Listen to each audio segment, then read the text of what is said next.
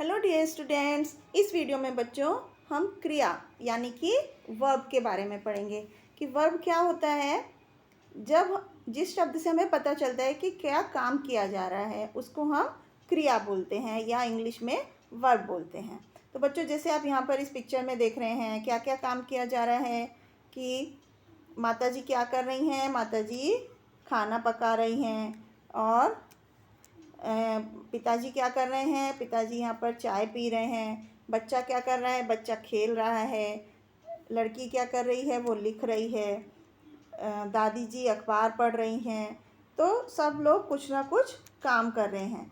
तो ये पढ़ना, पीना, पकाना, लिखना, खेलना, ये सब जो काम किए जा रहे हैं इन्हीं को हम क्रिया बोलते हैं।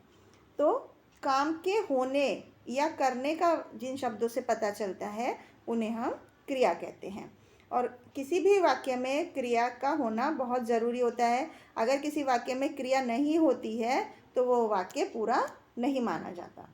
तो बच्चों क्रिया का जो मूल रूप होता है उसे हम धातु बोलते हैं। तो न प्रत्यय जोड़कर हम उसको सामान्य रूप में परिवर्तित कर देते हैं। जैसे लिख है तो लिख में अगर हम ना जोड़ देंगे, प्रत्यय मतलब जो शब्दों के बाद में हम कुछ जोड़ते हैं तो उसे प्रत्यय कहते हैं। तो क्रिया क्या हो गई, लिखना। इसी तरह पढ़ धातु है और ना उसमें जोड़ा तो पढ़ना क्रिया हो गई। खाना, पीना, इस तरह से जो ना से पहले का शब्द है वो धातु है और उसमें ना प्रत्यय जोड़कर वो क्रिया बन गई। तो अब हम पढ़ते हैं क्रिया के भेद। क्रिया कितनी तरह की होती है। क्रिया दो तरह की होती है, सकर्मक क्रिया और अकर्मक क्रिया। तो बच्चों हमने क्या क्या चीज़ें पढ़ी इस चैप्टर में। जिन शब्दों से किसी काम के करने या होने का पता चलता है उसे हम क्रिया कहते हैं। और क्रिया के बिना वाक्य अधूरा रहता है, यानी कि वाक्य में क्रिया का होना ज़रूरी होता है। इसके अलावा क्रिया का मूल रूप को धातु कहते हैं और धातु में ना प्रत्यय जोड़ने पर सामान्य रूप बन जाता है क्रिया का। और क्रिया के दो भेद हैं, सकर्मक क्रिया और अकर्मक क्रिया। इसके बारे में बाकी विस्तार से हम अगली क्लास में पढ़ेंगे। तो बच्चों अब हम इसकी एक्सरसाइज पार्ट की तरफ चलते हैं। यहाँ पर हमें कुछ चित्र दिए गए हैं जिसको पहचान कर हमें क्रिया लिखनी है कि क्या क्रिया हो रही है।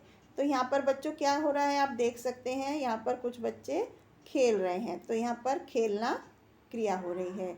यहाँ पर ये नाच रही है तो नाचना क्रिया है। यहाँ पर पीना क्रिया है। यहाँ पर भागना क्रिया है। तो इस तरह से हम क्रिया को पहचान कर लिख सकते हैं। इसके बाद अगले प्रश्न में खाली जगह में हमें शब्द चुनकर लिखने हैं। मैं रोज़ विद्यालय जाता हूँ। बच्ची कॉमिक्स पढ़ती है। अध्यापिका हमें पढ़ाती हैं। बच्चे कॉपी में लिखते हैं। मदारी बंदर का खेल दिखाता है और पलक रोज़ सुबह नहाती है। इस तरह से हम इन वाक्यों को पूरा कर सकते हैं। इसके बाद संज्ञा का क्रिया शब्दों के साथ मिलान करना है। जैसे कि भालू कूद रहा है, सूरज उदय हो रहा है, हवा बह रही है, कलियां खिल रही हैं। इस तरह से हम वाक्य पूरा कर सकते हैं। इसके बाद अगले प्रश्न में हमें सही विकल्प पर निशान लगाना है।